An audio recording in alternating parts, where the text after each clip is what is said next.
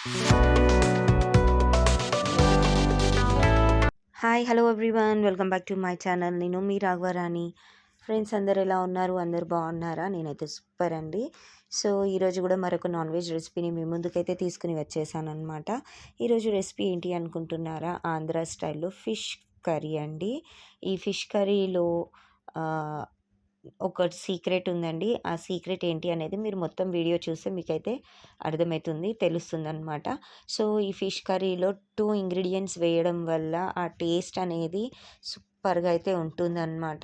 So ఈ 2 ingredients add చేయడం వల్ల ఫిష్ కర్రీ అనేది చాలా అంటే చాలా టేస్టీగా ఉంటుంది. అసలెంత కమ్మగా ఉంటుందంటే అంత టేస్టీగా ఉంటుంది. మరి ఇంత టేస్టీ ఫిష్ కర్రీ ఎలా తయారు చేసుకోవాలో నేనైతే మీకు చూపించబోతున్నాను.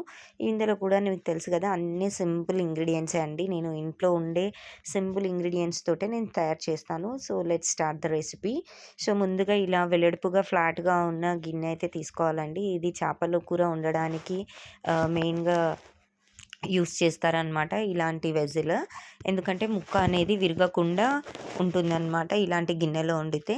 లోతుగా ఉన్న గిన్నెలు తీసుకుని చిన్నగా ఉన్నవి తీసుకుంటే ఫిష్ అనేది ఊరికనే విరిగిపోతుంది. సో ముందుగా ఇలా గిన్నె పెట్టుకుని వేడైన తర్వాత ఆయిల్ అయితే యాడ్ చేసుకోవాలండి. నేను ఆనియన్స్ అయితే ఇక్కడ మీడియం సైజ్వి ఒక 4 ఆనియన్స్ అయితే తీసుకుని సన్నగా తరిగేసుకున్నాను. ముందుగా అయితే ఒక 4 పచ్చిమిరపకాయ చీలికలు చేసుకుని వేసుకున్నానండి. ఇవన్నీ కూడా చక్కగా ఫ్రై చేసుకోవాలి.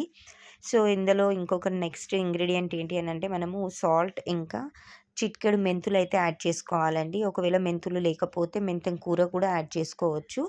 మెంతులైతే ఫస్ట్ ఆయిల్‌లోనే వేసుకోవాలండి. ఇలా ఉల్లిగడ్డలు ఏగేటప్పుడు మనం ఇక్కడ మెంతులైతే ఈ ఆయిల్‌లో ఇక్కడ యాడ్ చేసుకోవాలి. సో ఎక్కువగా ఏసుకోవద్దండి. చాలా తక్కువ అండి. ఒక 10, 15 అంటే మనం కర్రీ క్వాంటిటీని బట్టి వేసుకోవాలి. నేనైతే ఇక్కడ 2 కేజెస్ ఫిష్ తీసుకున్నాను కాబట్టి నేనైతే ఒక చిటికెడు మెంతులు తీసుకున్నాను. ఒక 10, 15 మెంతులు. సో ఇలా వేసుకొని అన్నీ అవి వేయించుకుంటూ ఉండాలి. మరో పక్కన మనము ఈ చింతపండు పులుపు అనేది మనం రెడీ చేసుకుందాము. సో నేనైతే ఇంత చింతపండు తీసుకున్నాను. చేపల కూరకి పులుపు ఎక్కువ ఉంటే బాగుంటుందని. సో అవి ఒక్కసారి వాష్ చేసేసుకుని వాటినైతే మనము వేడి చేసుకోవాలండి. వేడి చేసుకుంటే చింతపండులో గుజ్జు అనేది బాగా వస్తుంది, తొందరగా వస్తుందన్నమాట. ఇక్కడ నేను చిటికెడు పసుపు అయితే యాడ్ చేశానండి. యాడ్ చేసి మరొకసారి కలుపుకుందాము.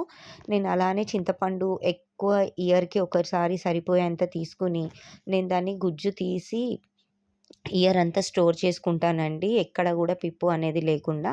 ఒక పక్క ఆనియన్స్ అనేటివి వేగుతున్నాయి కదా, మరోపక్క మనం ఫిషెస్‌ని అయితే రెడీ చేసుకుందాము. సో ఫిష్ అయితే నేను ఒక రోజు ముందే మ్యారినేట్ చేసి నేను ఫ్రిడ్జ్‌లో అయితే పెట్టుకున్నాను. సో ముక్కకి మంచిగా ఉప్పు కారాలు అనేటివి బాగా పట్టినాయన్నమాట. సో నేను ఫిష్ కర్రీ 2 టైప్స్‌లో చేస్తానండి. 2, 3 టైప్స్‌లో. సో 3 టైప్స్‌లో ఇదొక రెసిపీ అండి. సో ఇక్కడ ఫిషెస్‌ని నేను ఆయిల్‌లో కొంచెం షాలో ఫ్రై అయితే చేస్తానన్నమాట. సో నార్మల్‌గా ఫిష్ డైరెక్ట్‌గా పులుసులో ఏసి వండడం ఒక తీరు.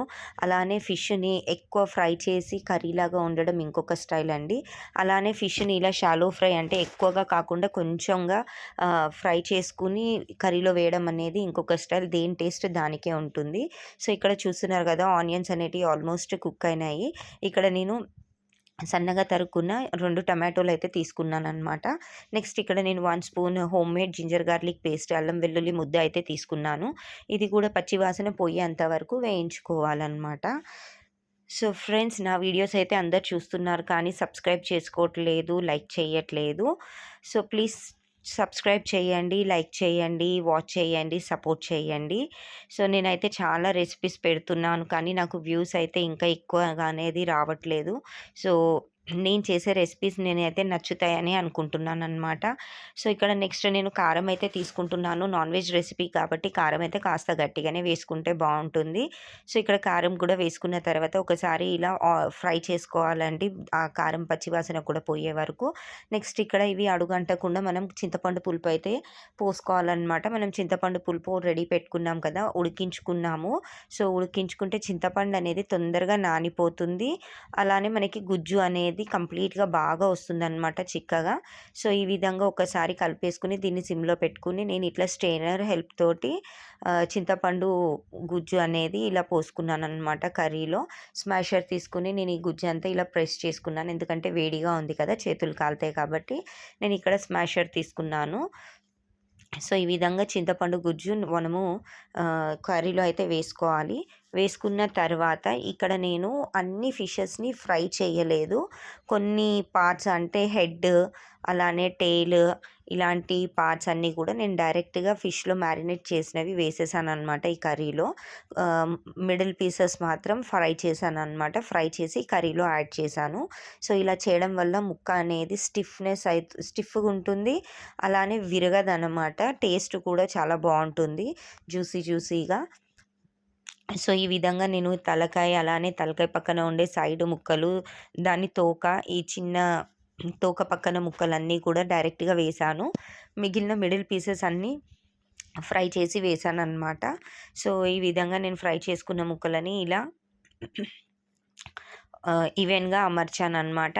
ఎందుకంటే మనం చేపల కర్రీలో మనం ఎక్కడ కూడా మళ్ళీ గరిటె అనేది పెట్టము. సో, అందుకనే ముందే వీటిని ఇలా ఫ్లాట్‌గా ఉన్న వెజిల్ తీసుకుంటే గనక మనకి కర్రీ అనేది బాగా కుదురుతుంది.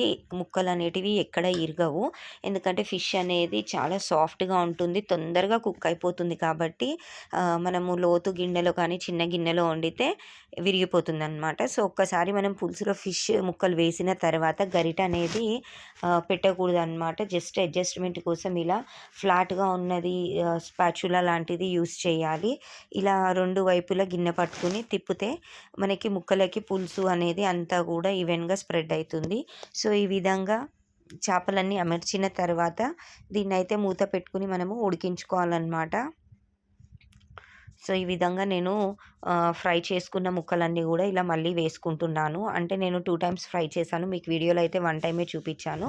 సో, ఇలా అన్నీ అమర్చిన తర్వాత పులుసు అనేది మరగడం స్టార్ట్ అయినప్పుడు నేనిక్కడ ఒక 10 పచ్చిమిరపకాయ చీలికలైతే వేసుకున్నానండి. ఈ పులుసులో పచ్చిమిరపకాయ చీల్చి వేస్తే అది తినేటప్పుడు ఎంత టేస్టీగా ఉంటుందంటే, ఆ పులుపు, చేపల ఫ్లేవర్ అంతా మిరపకాయలకి పట్టి చాలా బావుంటుంది.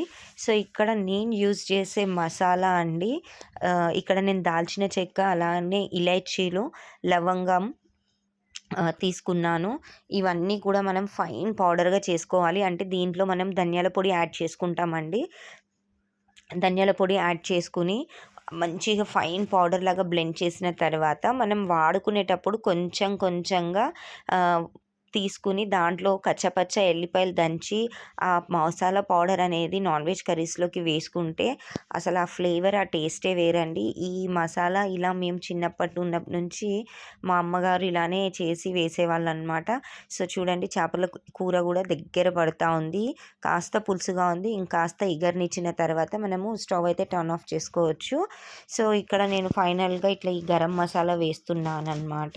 సో, ఈ ఫ్లేవర్ అయితే సూపర్‌గా ఉంటుంది. దీంట్లో మనము ఎల్లిపాయలు అంటే గార్లిక్ వేసి మనము ఈ పౌడర్‌లో దంచుకుంటే అసలు ఆ ఫ్లేవర్ అనేది చాలా చాలా బావుంటుంది. ఇది చికెన్ ఫ్రైలో కానీ, మటన్ కర్రీ, లివర్ ఫ్రై దేంట్లో అయినా కూడా ఈ మసాలా పర్ఫెక్ట్ కాంబినేషన్ అండి. చాలా బావుంటుంది. కూర అనేది చూడండి దగ్గర పడతా ఉందనమాట. ఆయిల్ అనేది సెపరేట్ అయితా ఉంది కర్రీ నుండి. సో, ఫైనల్‌గా ఇక్కడ నేను కొత్తిమీరతోటి గార్నిష్ చేసుకుంటున్నాను. నేను మసాలా వేసిన తర్వాత మెయిన్ ఇంగ్రీడియంట్ అండి జీలకర్ర అండి. మెంతులు ఇంకా జీలకర్ర. సో, ఇక్కడ నేను జీలకర్ర పొడి వేశానండి. జీలకర్రని వేయించుకొని పౌడర్ చేసుకొని పెట్టుకున్నాను. ఆ పౌడర్ ఒక చిన్న హాఫ్ స్పూన్ అయితే వేసుకున్నాననమాట. సో, ఈ మెంతులు ఇంకా జీలకర్ర పొడి వల్ల చేపల కూర టేస్టే చేంజ్ అయిపోతుంది. అద్భుతం, అమోఘంలాగా ఉంటుందనమాట. అంత బావుంటుంది. సో, ఫైనల్‌గా ఫిష్ కర్రీ అయితే డన్ అండి. సో, ఈ సండే నేను చేసిన ఫిష్ కర్రీ ఇది. దీంతో పాటు నేను పచ్చి రొయ్యలు ఇంకా బెండకాయ కూడా దగ్గరగా ఇగురులాగా వండాను పక్కన. ఆల్రెడీ ఇది వీడియో అయితే పోస్ట్ చేశాను. దీని లింక్ అయితే నేను డిస్క్రిప్షన్ బాక్స్‌లో ఇస్తున్నాను. సో, డెఫినెట్‌గా చూడండి. ఇవన్నీ కూడా నాన్ వెజిటేరియన్స్‌కి మస్ట్ ట్రై రెసిపీస్ అని చెప్పొచ్చు. సూపర్ అంటే సూపర్ టేస్టీగా అయితే కుదిరినాయి అన్నీ గూడా. సో, ఫైనల్‌గా ఇలా అయితే నేను సర్వ్ చేసేసాననమాట. సో, ఇక్కడ నేను నెక్స్ట్ ఇంకా ఫిష్ ఫ్రై గూడా చేశాను. ఇదొచ్చేసి ఫిష్ కర్రీ, నెక్స్ట్ ఇంకా ఫిష్ ఫ్రై కూడా చేశాను. బెండకాయ, పచ్చి రొయ్యలు, అలానే గ్రీన్ సాలెడ్ ఇవన్నీ కూడా చేశాను. చాలా అయితే చాలా బాగా కుదిరినాయి. సో, వీడియో నచ్చితే లైక్ చేసి, షేర్ చేసి, సబ్స్క్రైబ్ చేసుకోండి. Thanks for watching. Bye bye.